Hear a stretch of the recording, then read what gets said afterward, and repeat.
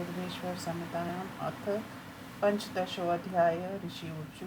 देशादीन क्रमशो ब्रूहि सूत सर्वार्पितं सूतुवाच शुद्धं ग्रहं संकलं देवयज्ञादिकर्मसु ततो दशगुणं गोष्ठं जलधीरं ततो दशगुणं बिल्लतुल्यस्य क्षतमूलकं ततो देवालयं विद्यातीर्थतीरं ततो दशगुणं नद्यास्ति तीरध्यास्ततो दश सप्तगङ्गानदीतीर्थं तस्य दशगुणं भवेत् गङ्गा गोदावरी चैव कावेरी ताम्रपर्णिका सिन्धुक्ष सरयूरेवा सप्तगङ्गा प्रकीर्तिता ततोऽभितीरे दश च पर्वतागरे ततो दश सर्वसमाधिकं यज्ञेयं यत्र वा रोचते मना कृते पूर्णफलं ज्ञेयं यज्ञदानादिकं तथा त्रेतायुगे त्रिपादं च द्वापारे सदा स्मृतं कलोपादं तु विज्ञेयं तत्पादोनं ततोदर्के शुद्धात्मना शुद्धिनं पुण्यं संफलं विदु तस्मादश गुणं ज्ञेयं रविसङ्क्रमणे बुधा विश्ववे तच्च गुणं यने तद्यश संवृतं तद्यश मृगसङ्क्रान्तो तच्चन्द्रग्रहणे दश ततक्ष सूर्यग्रहणे पूर्णकालोत्तमे विदु जगद्रूपस्य सूर्यस्य विश्योगाचरोगदम् अतस्तद्विश्व शान्तर्यत् स्नानदान च पाङ्क्षरेत् विश्वशान्तर्यत् कालत् वातस कालपुण्यस्मृत जनमक्षरे च वृत्तान्ते च सूर्यरोगपमं विदु महत्तं कालक्ष कोटचर्कग्रहन् विदु तपोनिष्ठा ज्ञाननिष्ठा योगिनो यस्तथा पूजाया पात्रमेते हि पापसङ्कस्य कारणं चतुर्विंशतिलक्षं वा गायत्रा जपसंयुता ब्राह्मणस्तु भवेत् पात्रं सम्पूर्णफलभोगदं पत्नातित्रायत् इति पात्रं शास्त्रे प्रयुज्यते धातुक्षपातकात्राणात् पात्रमित्यभिधीयते गायकं त्रायते पात्राद्रायत्र्ययुच्यते हि सा यथार्थहीनो लोकेऽस्मिन् परस्यार्थ न यच्छति अर्थवानिह यो लोके परस्यार्थ प्रयच्छति स्वयं शुद्धो हि पूतात्मा नरान् सन्त्रातुर्महति गायत्री जपशुद्धो हि शुद्धब्राह्मण उच्यते तस्मान् ध्याने जपे होमे पूजायां सर्वकर्मणि दानं कर्तुं तथा त्रातुं पात्रवं ब्राह्मणोऽर्हति अनस्य श्रूधितं पात्रं नारीनर्मयात्मकं ब्राह्मणं श्रेष्ठमाहूय यत्काले सुस्माहितं तदर्थं शब्दमर्थं वा सुदोदकं भीष्टदम् इच्छावार्ता प्रदानं च सम्पूर्णफलदं विदु यत्प्रशानानन्तरं दत्तं तदर्थ फल्लदं विदु यत्सेवकाय ते दत्तं स या तत्पादफलदं विदु जातिमात्रस्य विप्रस्य दीनवृत्ते द्विर्षभा हि भोगाय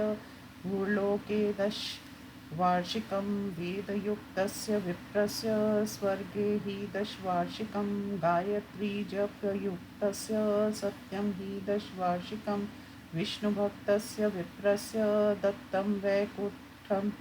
कुट्दं विदु शिवभक्तस्य विप्रस्य दत्तं कैलासदं विदु ततत्लोकोपभोगार्थं सर्वेषां दानमिष्यते दशाङ्गमनं विप्रस्य भानुवारे ददन्नरा पर्जनं नीचारोग्यं दशवर्षं समश्नुते बहुमाननमथाह्नं भयङ्गं पादसेवनं वासो गन्धार्घर्चनं च घृतापूर्पूपर्सोत्तरं षडस्सं व्यर्जनं चैव ताम्बूलं दक्षिणोत्तरं गमाक्षानुगमं चैव स्वर्णदानं दशागमनं विप्रेभ्यो दशभयो वै दत्नर अर्कवारे तथारोग्यं शतवर्षं मश्नुते सोमवारादिवारेषु तत्त्वारगुणे फलम् अनदानस्य विज्ञेयं भूर्लोके पर्जन्मनि सपत्स्वपि च वारेषु दशभयक्षदशाङ्गकम् अनं दत्त्वा शतं वर्षमारोग्यादिकमश्नुते एवं शक्तेभ्यो विप्रेभ्यो भानुवारे ददत्नर सहस्रवर्षमारोग्यं सर्वलोके समश्नुते सहस्रेभ्यस्तथा दत्त्वा अयुतवर्षसमश्नुते एवं सोमादिवारेषु विज्ञेयं हि विपक्षिता भानुवारे सहस्राणा गायत्रीपुत्र चेतसाम् अनं दत्त्वा सत्यलोके हारारोग्यादिसमश्नुते अयुतानां तथा दत्त्वा विष्णुलोके समश्नुते अनं दत्त्वा तु लक्षाणां रुद्रलोके समश्नुते बालानां ब्रह्मा बुद्ध्या हि देयं विद्यार्थिभिर्नरे यूनां च विष्णुबुद्ध्या हि पुत्रकामार्थिभिर्नरे वृद्धानारुद्रबुच्चा हि देयं ज्ञानार्थिभिर्नरे बालस्त्रीभारती बुच्चा बुधिकामेन रोत्तमे लक्ष्मीबुच्चा युवस्त्रीषु भोगकामेन नरोत्तमे वृद्धासु पार्वती बुच्चा देयमात्मार्थिभिर्जने शिलवृत्योञ्चत् वृत्त्या च गुरुदक्षिणा व्यार्जितमा शुद्रव्यमिति प्राहुस्तत्पूर्णफलदं विदु ब्रह्मा प्रतिग्रहाद्यर्थं मध्यं द्रव्यमुच्यते कृषिवाणिज्यको पेतमद्धं द्रव्यमुच्यते क्षत्रियाणां विशां चैव शौर्यवाणिज्यकार्जितम् उतं द्रव्यमित्याहुः शूद्राणां हृत्कार्जितं स्त्रीणां धर्मार्थिना द्रव्यं पैतृकं भर्तृकं तथा गवादीनां द्वादशानां चैत्रादिषु यथाक्रमं सम्भूय वा पुण्यकाले दध्यादिष्टसमित्रयो गोभूतिर्हिरण्ययाज्य वासोधान्यगुणानि च रौप्यं लवणकुष्माण्डं कन्याद्वादशकं तथा गुदानाधत्य गव्येन गोमयेनोपकारिणा धनधान्याद्याक्षितानां दुरितानां निवारणं जलस्नेहाद्याक्षितानां दुरितानां तु गोजले कायिकाद्रय्यदित्रयाणां तु क्षीरदध्या च कैस्तथा तथा तेषां च पुत्रिक्ष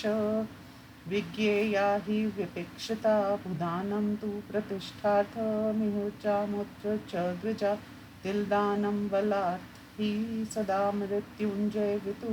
हिरण्यजठरागनेस्तु वृद्धिदं वीर्यदं तथा आजयं पुष्टिकरं विद्याद्वस्तत्रमायुष्करं विदु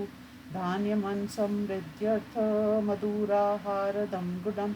रौप्यं रेतोभिवर्ध्यर्थ षड्रसार्थं तुलावनं सर्वसमृद्ध्यर्थ कुशमाण्डपुष्टिदं विदु प्राप्तिदं सर्वभोगानामिह चामुत्र च द्विजा यावजीवन्मुक्तं हि कन्यादानं तु भोगदं